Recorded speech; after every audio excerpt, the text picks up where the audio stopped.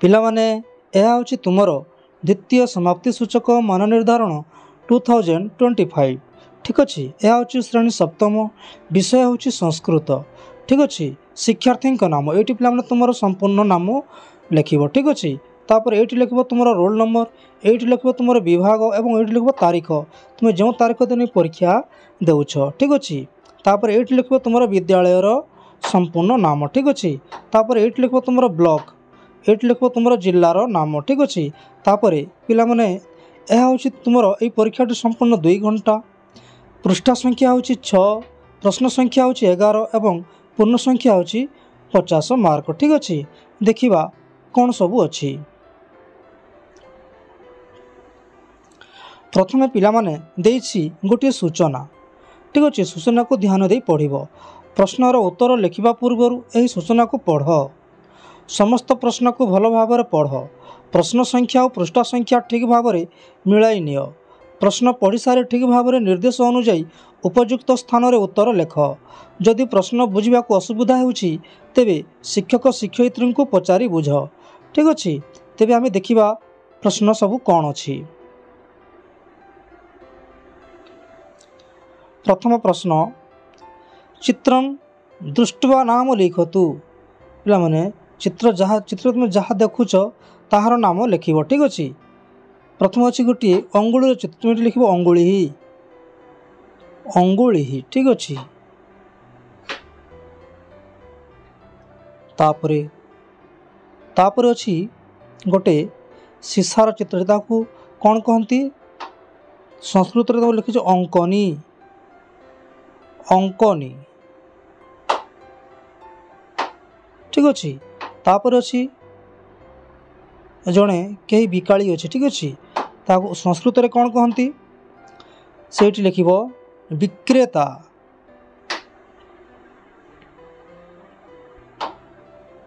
ବିକ୍ରେତା। ଠିକ୍ ଅଛି, ତାପରେ ଶେଷରେ ଅଛି ଗୋଟିଏ ହାଡ଼। ଠିକ୍ ଅଛି, ତାକୁ କ'ଣ କହନ୍ତି? ଅସ୍ଥି। ଅସ୍ଥି ଲେଖିବ। ଠିକ୍ ଅଛି, ତାପରେ ଦେଖିବା ପରବର୍ତ୍ତୀ ପ୍ରଶ୍ନ କ'ଣ ଅଛି।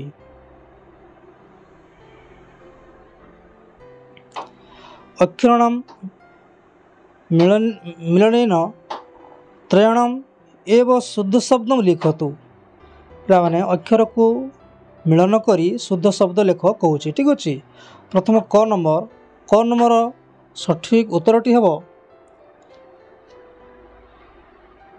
50।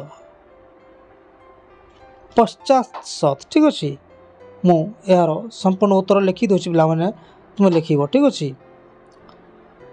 50।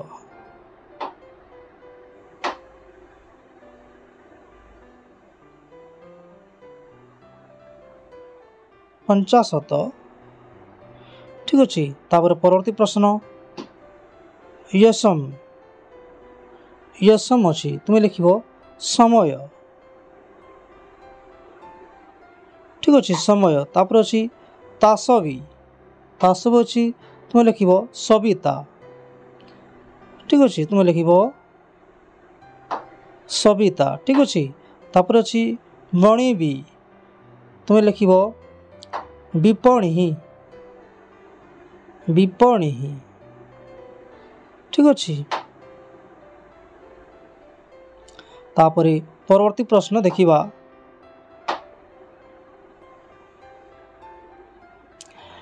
ମାତୃଭାଷାରେ ଅନୁବାଦଂ କରତୁ।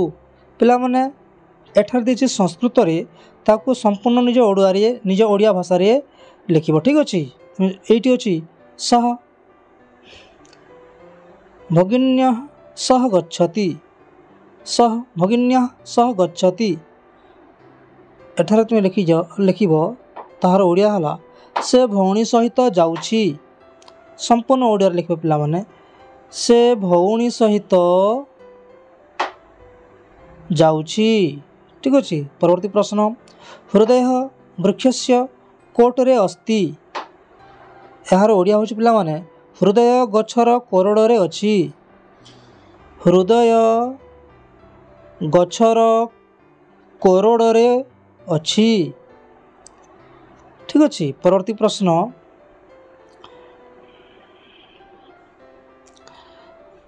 बालिकाः वाटिकायां प्रभन्ति भ्रमन्ति बालिकाः वाटिकायां भ्रमन्ति यार उत्तर में तुम लिख पाने ग नंबर झील मैंने बगीचारे बुलुछंती झील मैंने बगीचारे बुलुछंती ठीक अच्छे।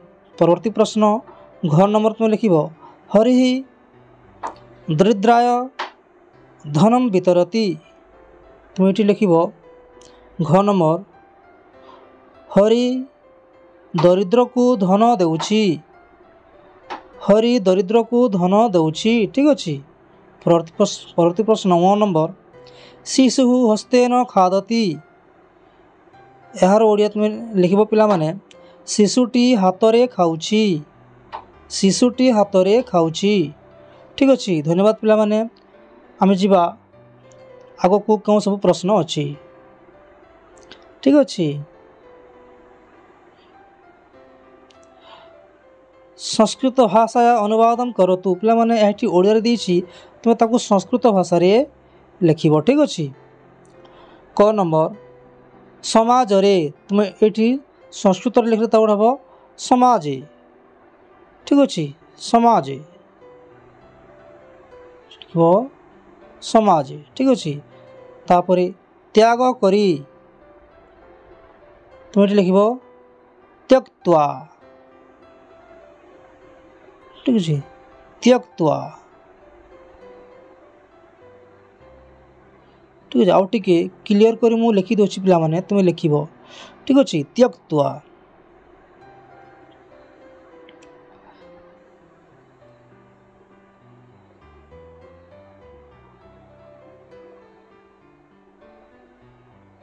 त्यक्त्वा ठीक अच्छे।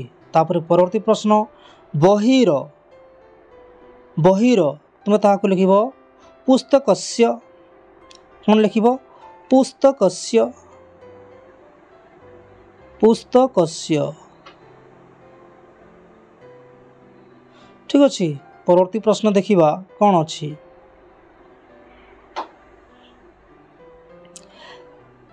रेखांकित पदानाम संशोधन कृत्वा वाक्यम लिखतु तल लिखित जो रेखांकित पद अच्छी ताकू संशोधन करी वाक्यटी लेख कहूँ ठीक अच्छे। 5 नंबर क पे यार संपूर्ण उत्तरटी तुम लिख एतस्य गायकस्य स्वर मधुर तुम लिख एतस्य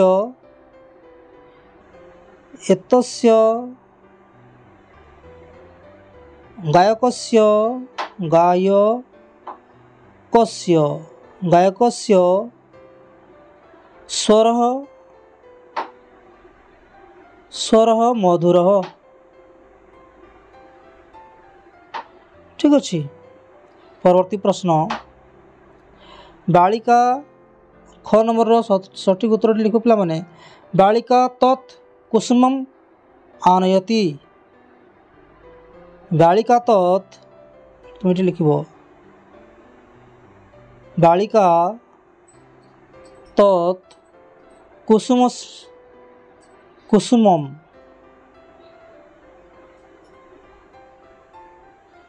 कुसुमम आनयति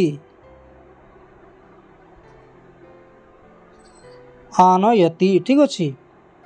परवर्ती प्रश्न ग नंबर अहम रोटिकां खादामि अहम रोटिकां खादामि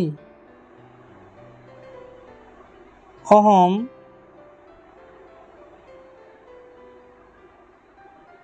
रोटिकां खादामि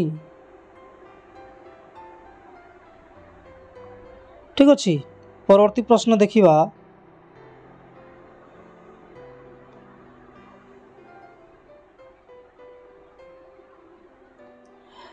गीता लेखनी लिखती एठारे ओडिया रे लिखिबो पिला माने गीता लेखन्या लिखती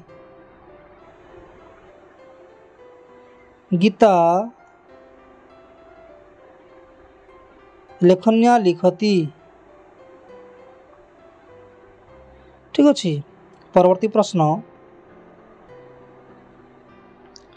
एषा माला अस्ति एषा माला अस्ति तुम ये लिख ऐसा ए सॉरी ओडिया लिखब ओडिया रे ऐसा माला अस्ति।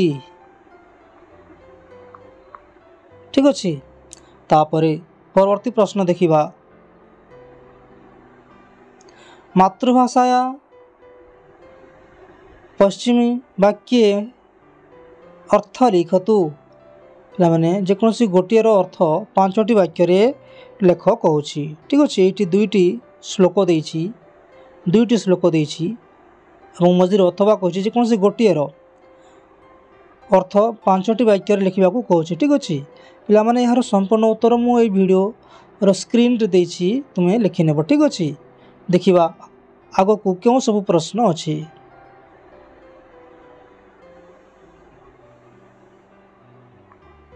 स्तंभ मेलनम करोतु स्तंभ मेलनम करोतु। ठीक अच्छे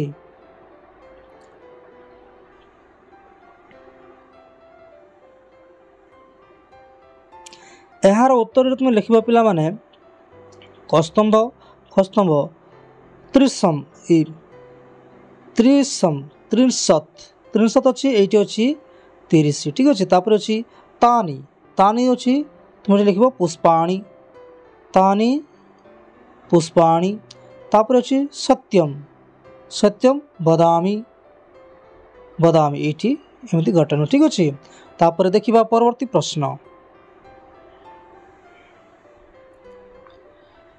उपयुक्त पदम चित्वा पूर्णवाक्यन उत्तरम लिखतु। संपूर्ण वाक्य गोटे ये उत्तर लिख पे। ठीक अच्छे ये अच्छी हस्तस्य पुष्पकम किम हस्तस्य भूषणम किम हस्तस्य भूषणम किम दानम तुम ये लिख दानम या तुम्हें यही शून्य स्थान लिख। परवर्ती प्रश्न जम्बुवृक्ष कुत्र आसीत् जम्बुवृक्ष कुत्र आसीत् एठारे सठिक उत्तरटी होछि नद्या तीरे या तुम लिख यही शून्य स्थान लिख। ठीक अच्छे परवर्ती प्रश्न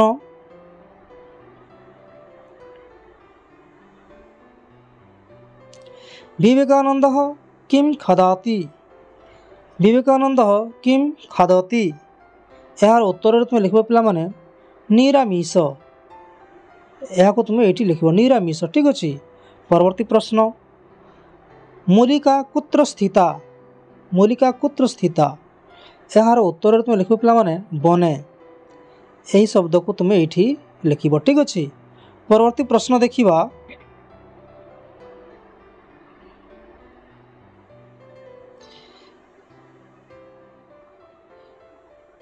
त्राणी वाक्यानि रचयतु 3टी वाक्य लिख पे। ठीक अच्छे ये सर्वे सर्वे वयम सर्वे भारतीय वयम सर्वे भारतीय तुम लिख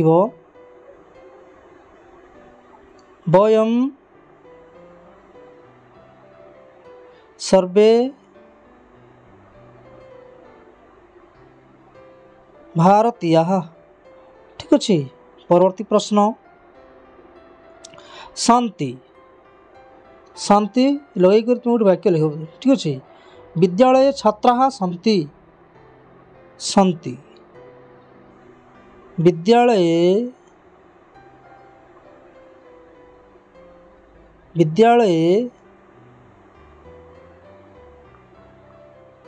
छात्रा सन्ति। ठीक अच्छे परवर्ती प्रश्न पश्यति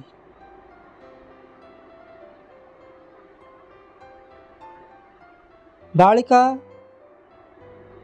चलचित्रं पश्यति बालिका चलचित्रं चलचित्रं पश्यति। ठीक अच्छे परवर्ती प्रश्न सह सह अच्छी पिला माने तुम लिख सह पुत्र जनकेन सह गच्छति पुत्र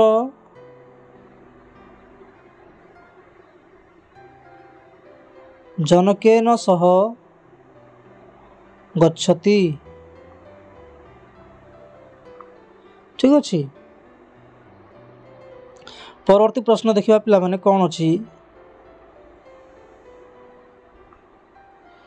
क्रियापदानी चित्वा कोष्ठके लिखतु। यही कोठरी लिख पिला माने ठीक अच्छे क्यों क्योंटी क्रियापद अच्छी ताकू कोठरी रे लिखिब।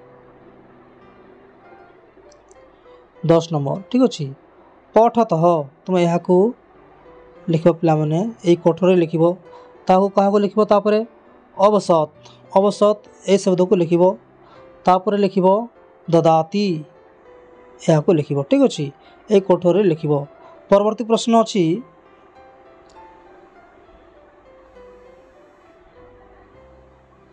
एकेन पदेन उत्तरम लिखतु। एकेन पदेन उत्तरम लिखतु गोटे पदरे प्रकाश कर अच्छी। ठीक अच्छे पिता न पठयति सह कः भवति। जह पिता न पठयति सह कः भवति यार उत्तर तुम लिख पिला माने बैरी बैरी। ठीक अच्छे बैरी तापरे कातरः युद्धे किं करोति। कातरः युद्धे किं करोति यार उत्तर तुम लिख पिला माने पलायते। तुम लिख पलायते पलायते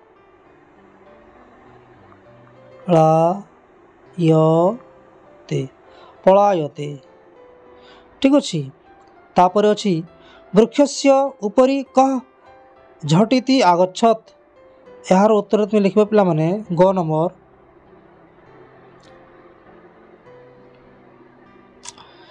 बानरः बानरः। ठीक अच्छे बानरः विवेकानंदः बालेः विवेकानंदः बाल्ये कीदृशः आसीत् यार उत्तर तुम लिख पिला माने साहसी साहसी। ठीक अच्छे धन्यवाद पिला माने वीडियोटी केमिति लागला निश्चय कमेंट कर लिखि जणाइबो एवं यह भेरी भेरी इंपोर्टेंट होतिबारु निज संगसाथी मानक सहित शेयर करिवो। ठीक अच्छे धन्यवाद।